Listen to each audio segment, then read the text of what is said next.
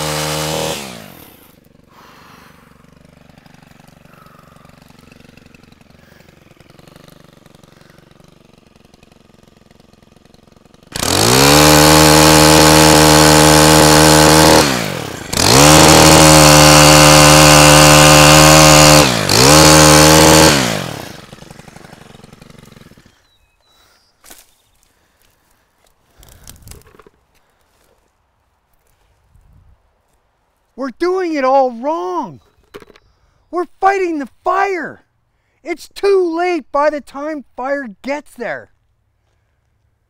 We need to fight the fuels. Then we can fight the fire. We need to change the way our philosophy works in how we fight fires. If we have fuel fighters rather than firefighters, we actually have a happy fire, because all that work is all done to prepare the forest floor for a fire cycle, a natural fire cycle. So when it does happen, we just have to monitor it. We just have to light it where it needs to light. Be careful of wind and draft and how, where, and what fuels we're dealing with. A fuel fighter is somebody that fights the fuel, not somebody that fights the fire. Though a firefighter can become a fuel fighter. A fuel fighter can become a firefighter. So at the end of the day, we can switch roles wherever we need to. And with this concept and philosophy of fighting the fuels, we can have a lot of people in here managing how and what and where all this material is going to end up. So when fire comes in and decimates everything in a place that's been controlled, guess what, folks? Everything is lost except for all those live trees that carry on photosynthesis. And the understory will start growing back, and in 30 or 40 or 50 years, we'll have to do it again. And that's how you build an old growth forest. They're so busy clear-cut logging all these forests that they don't realize that it takes work. You can't just take a big Douglas fir like this and decimate entire valleys full of them and then just come in and plant trees.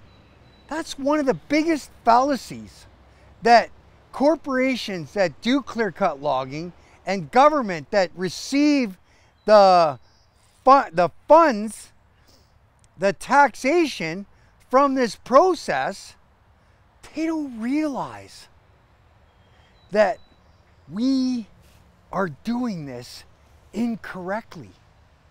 We are doing this wrong. And what doesn't get clear-cut logged now gets burned because it's thick and it's thatched and it's overgrown. And Waterton's a perfect example of that. Had we gone in and taken care of that park properly, not letting environmentalists, not letting government, but letting science and technology do the work in there using manpower and light impact machines, all those Douglas fir in Waterton National Park, the UNESCO Peace Park of the world, is laid to waste by this dragon I called Cthulhu. And for what? We could have created an industry on removing and moving that stuff out. Hundreds of thousands of fuel fighters out there working through the forests, cleaning stuff up, managing it. Even during this pandemic, when everybody's sitting in their basements waiting for it to be over, if we had science and technology to say, listen, we need to get 10,000 people into this forest, we need to get 1,500 people into this forest, we need 300 people into this forest, we could have lived through this pandemic out in the wilderness, saving our forests. And this goes to show you how short-sighted our government really is. Industry just does what they're allowed to. The regulators, the government is what regulates everything. And when you look at our FMA, Forest Management Agreement, it's really messed up. It's really, really messed up. And it needs to change immediately, or we're going to keep seeing larger and larger fires. And here in Bragg Creek, if you go to Google Earth and go to the satellite image and open it up between Bragg Creek and Calgary, you will see the head of a dragon. It's quite amazing. When I found it, I'm like, whoa, my knees buckled, my eyes rolled. I got goosebumps. I'm thinking, if fire ever breaches the Cowboy Trail between Bragg Creek and Cochrane, and it gets into that head, and then I did the fuel load assessment from the end of the nose of the dragon to Lakeview and Glamorgan and the number 8 highway and all that goes into that. If we have a kicker wind and we have a 100-foot wildfire going through, Calgary is doomed. And they, just chatting with the lady this morning while we were camping, and an hour after we left, they gave the call that you have a half an hour to evacuate because of a fire just started. Half an hour. You got to well, I have a $1.2 million house. I got 3 kids. I got 2 dogs. I got some llamas out in the back, you know? And now you got a half an hour? Preparation for something like this is also important, knowing where your stuff is. But I mean, that's a whole different subject. We'll talk about that later. Where's your stuff? Are you ready to evacuate? We're going to do that later. Right now, we have all this fuel that I cut off this tree. Now, put your safety gear on. Nobody should be in the forest without saw pants. I worked out in the Queen Charlotte Islands for a bunch of years back in the 80s, doing brushing and weeding and thinning and spacing. And you weren't allowed in the bush without your cork boots, which is like a spike boot. And you weren't allowed in the bush without your chainsaw pants. And even if you never ran a chainsaw, you still had to wear your chainsaw pants. That was regulation. safety is paramount in any type of forestry work. So a couple of branches that weren't even part of this will all go into this pile. Okay, get it over here. So what it is you have professional saw operators and professional people doing the professional work. Experienced, knowledgeable people that know about safety. Then the other occupation in the forest is brush dragger. So brush dragging, basically what I'm doing right here is moving this fuel to a better location so that the trees can still enjoy the nutrients that is brought on by fire, but not live with the scourge of risking the tree's life.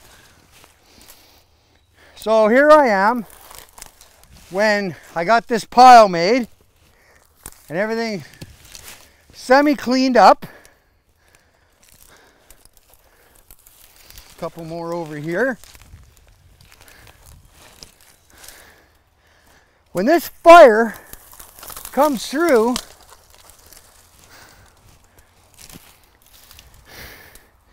you're still going to have some fine fuels. You're still going to have some fire right here, okay? All right? But the main fire is going to be right there. And because we've taken the ignition point off this tree lives through a forest floor mopping fire. Not a catastrophic wildfire.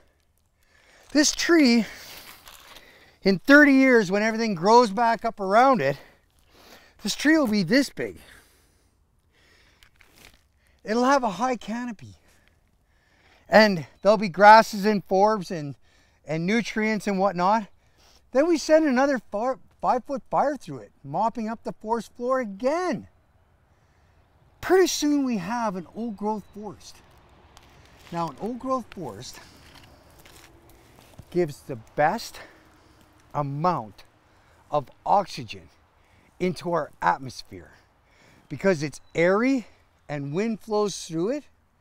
The photosynthesis takes place at the top of the tree. So this beautiful, clean, fresh air is able to move out and go wherever into our atmosphere. It's not like thick and thatched and overgrown and air doesn't move around. This is what we need to bring our forest back to. Two things.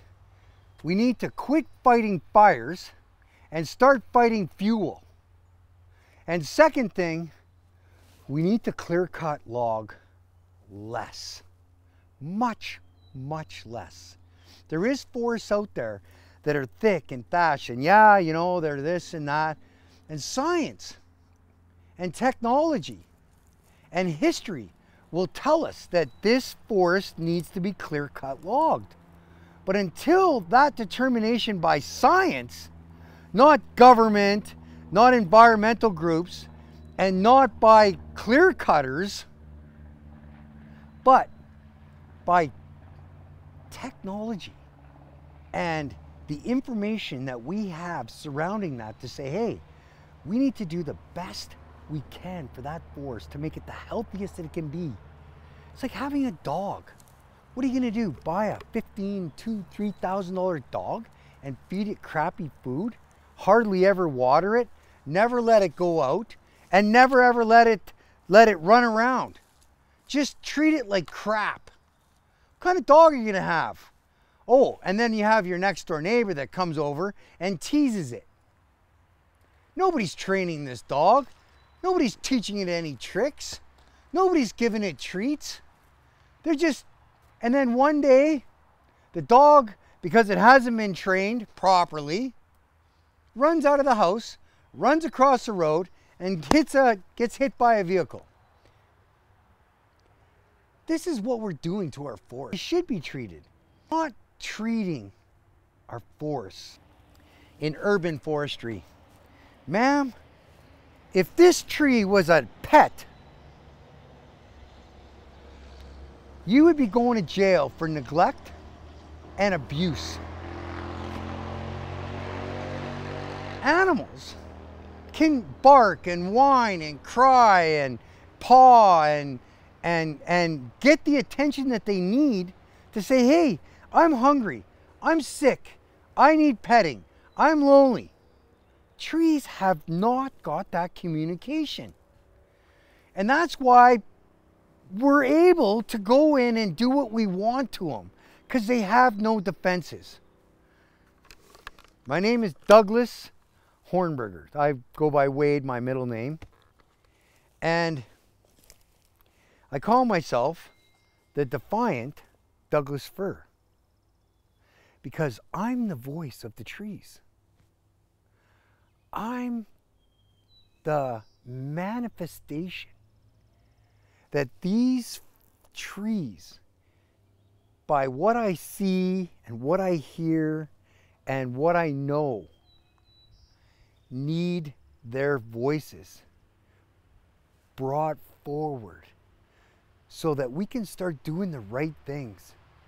You know, we have all these hurricanes and all these disasters, and now we have more clear-cut logging, and corporations that clear-cut log tell government, hey, let's go in and clear-cut log all these forests, because if we don't, they're just going to burn and we're going to lose all that equitable lumber. This is the secret that they don't want you to know. Forest health is paramount.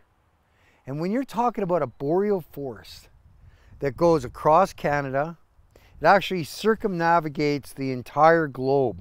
So Canada, Russia, China, and then you've got USSR, then the boreal forest goes into Sweden and Norway, and it circumnavigates the globe. There's a reason why we have this tract of land on Earth. And with all our jet streams and the way our air systems work and our oceans and our water and our moisture, we need to keep this boreal forest healthy, or something is going to break down. And in this breakdown, at Bragg Creek, if we lose our Bow Valley Parkway, Lake Louise, Banff, Canmore, Bragg Creek, Cochrane, if we lose that, that's a filtration device, a major filtration device for our boreal forests. And who knows how these jet streams work and how far some of this pure oxygen actually goes throughout our planet. But if we don't change things on how we treat these forests, when we have a breakdown and all of a sudden our atmosphere, let's say the Bow Valley Parkway burns, it hits Calgary. Calgary, we burn a big hole through the center of Calgary. 300,000 houses burned. Well, siding, roofing, all the plastics, all the cements, everything that goes in to a city is now in our atmosphere. Well, if it's in our atmosphere and our atmosphere becomes more acidic than it should be, what happens if our healthy trees start dying? And it sends our globe into a tailspin of an environmental catastrophe, because we have so much pollution in our air system that now, with the acidity of our atmosphere, what are we going to do then? When we're standing there going, well, why did that tree die? And why are those trees dying? And that forest over here is dying. And why? Because we have not cared for our planet the way we're supposed to as humans. So between overpopulation and between commercialization and everything else that goes with this, and a philosopher could do a way better job at human-made climate change than I can. I'm just a saw guy. I was a pig farmer and I turned into a saw guy back in '83. But 25 years ago, I was able to, and well, not able, but I found this book. And in this book, it was a law book. It said economic utilitarianism.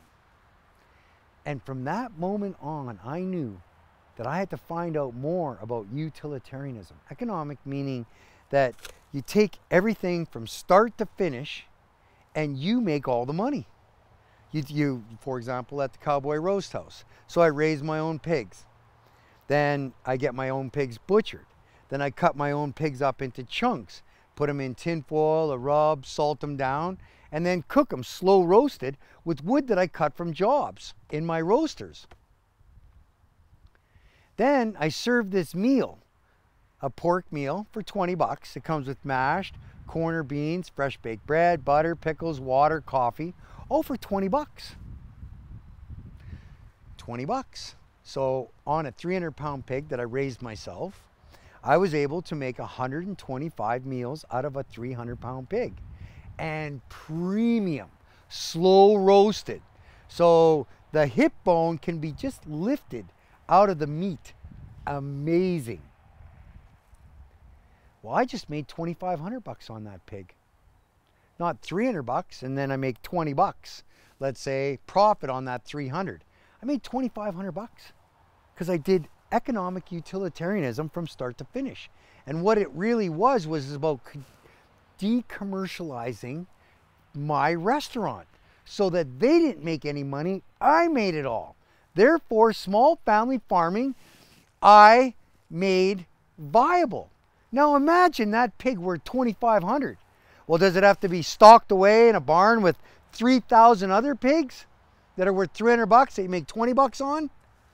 Or a $2,500 pig that's valuable, that now, because it's so valuable, it can free range. And you can afford to do this and do this and do this and make that a happier pig because of the value of that product. And utilitarianism also works in our forest. Greatest good for greatest number should be the purpose of human conduct. Webster's Grade 11 Dictionary. Greatest good for greatest number should be the purpose of human conduct. Now, there's been many other philosophers that have flawed, Bethune and Charles Stewart, many philosophers. But what I've done is I've separated the law of the spirit, which is everything you don't see, to the law of the elements, which is everything that you do see. So if you push religion and spirituality aside for a second, not downplaying it, saying, okay, let's push it aside a little bit, and then you look and you go, okay, how clean are our rivers? How clean is our atmosphere? Are our forests healthy? Has human-made climate change inundated this or inundated that, or ruined this or wrecked this or changed this? We actually have the measuring stick now with utilitarianism to determine human conduct, therefore determining human impact on our environment. And if we start taking these forests and caring for them like this pig, we don't just stop man-made climate change. Oh yeah, we stopped man-made climate change because we saved these trees, and they didn't die in this catastrophic event from abuse of humans. They actually live and everything is renutriated. We are reversing the impact of man-made climate change. And when we start doing that, we can start using science and technology instead of government and corporate profit, to determine what we do in our environment on a global scale. The fires have to stop, and we can stop them by fuel fighting, not fire fighting. They're doing it wrong. You'll hear more from me. Trust me on that. Okay? Stephen, I'm done.